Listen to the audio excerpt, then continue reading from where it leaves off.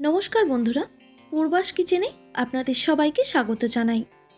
বন্ধুরা, আজকে আমি বিনসের একটি দুর্দান্ত স্বাদের রেসিপি আপনাদের সঙ্গে শেয়ার করব, যেটা ভাত, রুটি, পরোটা সব কিছুর সঙ্গেই কিন্তু পরিবেশন করতে পারেন। বিনসের রেসিপি বানানোর জন্য আমি এখানে বিনস নিয়েছি, আর বিনসগুলোকে কেটে নিতে হবে। বন্ধুরা, আজকে আমি বিনস কাটা আর দেখাচ্ছি না। বিনসের আগা আর গোড়া বাদ দিয়ে এরকম ছোট ছোট টুকরো করে কেটে নিয়েছি। তবে আপনারা চাইলে এর থেকে ছোট কিংবা বড় সাইজেও কেটে নিতে পারেন। তারপর পরিষ্কার করে ধুয়ে নিয়েছি।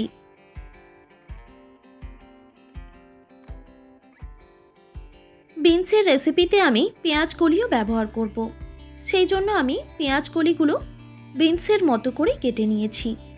দেখুন, ঠিক এই রকম সাইজে কেটে নিয়েছি আর পরিষ্কার করে ধুয়ে নিয়েছি। এবার একটি কড়াইতে আমি দিয়ে দিচ্ছি পরিমাণ মতো সর্ষের তেল। তেলটা খুব ভালোভাবে গরম করে নিতে হবে।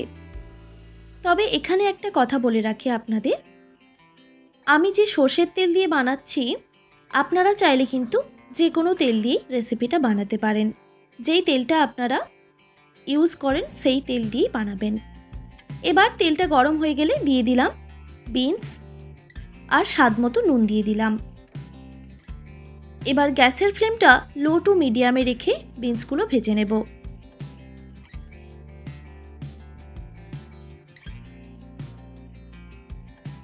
বিনসগুলো যাতে ভালোভাবে সেদ্ধ হয়ে যায় সেই জন্য একটি ঢাকনা দিয়ে ঢেকে দিলাম প্রায় 3 থেকে 4 মিনিটের জন্য, গ্যাসের ফ্লেমটা মিডিয়ামে রেখে। 3-4 মিনিট পর ঢাকাটা সরিয়ে নিলাম। দেখুন বন্ধুরা, বিনস থেকে কিন্তু অনেকটা পরিমাণে জল বেরিয়েছে। এই জলের মধ্যেই বিনসগুলো সেদ্ধ হয়ে যাবে। বিনসগুলো যেহেতু এখনও শক্ত, তাই আমি আবারও একটি ঢাকনা দিয়ে ঢেকে দেব প্রায় 3 থেকে 4 মিনিটের জন্য, আবারও গ্যাসের ফ্লেমটা মিডিয়ামে রেখে।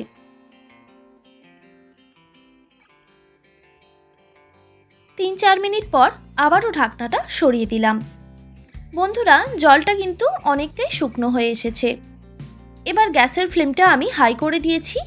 বিনসগুলো যেহেতু সেদ্ধ হয়ে গেছে, তাই গ্যাসের ফ্লেমটা হাই করে দিয়ে আমি বিনসগুলোকে এইভাবে ভেজে নিয়েছি। এবার বিনসগুলো আমি একটি পাত্রে নামিয়ে রেখে দিচ্ছি।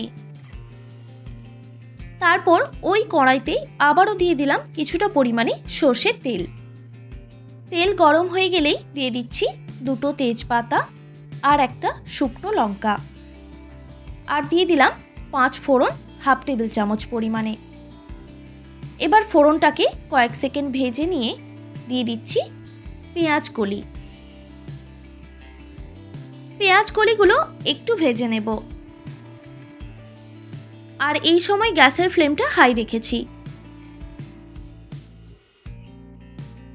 পেঁয়াজ কলি ভাজার সময় একটা মিডিয়াম সাইজের পেঁয়াজ এইভাবে কুচিয়ে রেখেছিলাম, সেটাও এখানে দিয়ে দিলাম। এবার পেঁয়াজ আর পেঁয়াজ কলি একসঙ্গে ভেজে নেব, অবশ্যই গ্যাসের ফ্লেমটা হাই রেখে।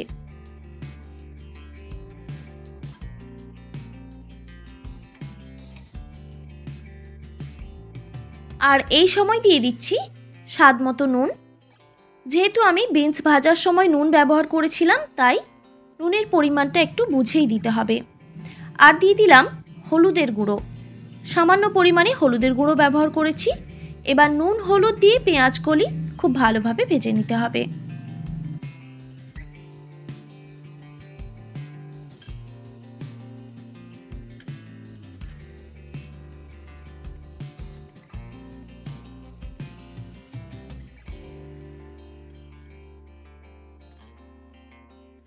পেঁয়াজ কলিগুলো ভাজা হয়ে গেছে। এবার এখানে আমি দিয়ে দিচ্ছি পোস্ত বাটা। আমি এখানে 4 টেবিল চামচ পরিমাণে পোস্ত বাটা ব্যবহার করছি। হ্যাঁ বন্ধুরা, এটা শুধুমাত্র পোস্ত বাটা, সর্ষে পোস্ত না।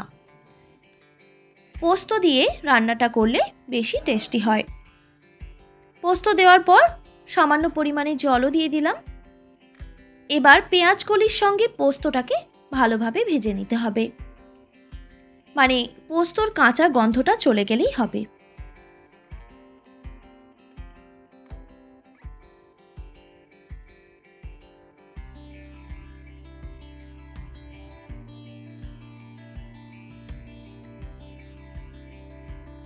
পোস্ত দেওয়ার পর গ্যাসের ফ্লেমটা হাই রেখে আমি পোস্তটাকে পেঁয়াজ কলির সঙ্গে খুব ভালোভাবে ভেজে নিয়েছি।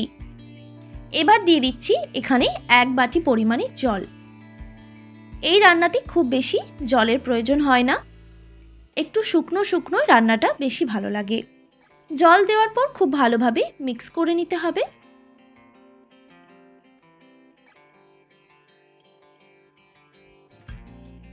ভালোভাবে মিক্স করা হয়ে গেলে একটি ঢাকনা দিয়ে ঢেকে দিচ্ছি প্রায় 2 মিনিটের জন্য। 2 মিনিট পর ঢাকাটা সরিয়ে নিলাম। পেঁয়াজ কলিগুলো সেদ্ধ হয়ে গেছে। এবার এখানে আমি ভেজে রাখা বিনসগুলো অ্যাড করছি। বিনসগুলো যেহেতু প্রথমেই সেদ্ধ হয়ে গেছিল, তাই আমি বিনসটা পরেই অ্যাড করলাম। তারপর আবারও খুব ভালোভাবে নাড়াচাড়া করে দিতে হবে। আর কিন্তু ঢাকা দেব না, যেহেতু বিনস আর পেঁয়াজ কলি দুটোই সেদ্ধ হয়ে গেছে। এবার গ্যাসের ফ্লেমটা হাই রেখে এই রেসিপিটা একটু শুকনো শুকনো বানিয়ে নেব। আর বন্ধুরা, এখানে বলে রাখি, আমি কিন্তু এই রেসিপিতে কোনো রকম লঙ্কা ব্যবহার করছি না। আপনারা চাইলে লঙ্কার গুঁড়ো কিংবা কাঁচা লঙ্কাও ব্যবহার করতে পারেন। আমি যেহেতু তেলের মধ্যে একটা শুকনো লঙ্কা ফোড়নে দিয়েছি, তাই আমি লঙ্কাটা ব্যবহার করছি না। এই রেসিপিতে বেশি ঝাল হলে একদমই ভালো লাগে না। আবারও বলছি, আপনারা চাইলে কিন্তু লঙ্কা ব্যবহার করতেই পারেন যদি আপনাদের ঝাল পছন্দ হয়ে থাকে। তো দেখতেই পাচ্ছেন বন্ধুরা, আমি একটু শুকনো শুকনো বানিয়ে নিয়েছি। আমাদের বিনসের দুর্দান্ত স্বাদের একটি রেসিপি একদম রেডি। এবার আমি এই রেসিপিটা গরম গরম রুটির সঙ্গে পরিবেশন করব। পার্সোনালি আমার পছন্দের এই রেসিপির সঙ্গে রুটি, তবে আপনারা চাইলে ভাতের সঙ্গেও পরিবেশন করতে পারেন। আশা করি আজকের রেসিপি আপনাদের ভালো লেগেছে। আর ভালো লেগে থাকলে অবশ্যই একটি like, comment, share and subscribe করে দেবেন। আর পাশে থাকা বেল আইকনটিও প্রেস করে দেবেন, তাহলে নিত্য নতুন রান্নার ভিডিওগুলি আপনাদের কাছে পৌঁছবে। ভালো থাকবেন, সুস্থ থাকবেন। দেখা হচ্ছে নতুন কোনো রেসিপি নিয়ে। আর এতক্ষণ আমার সঙ্গে থাকার জন্য আপনাদের সবাইকে অনেক ধন্যবাদ।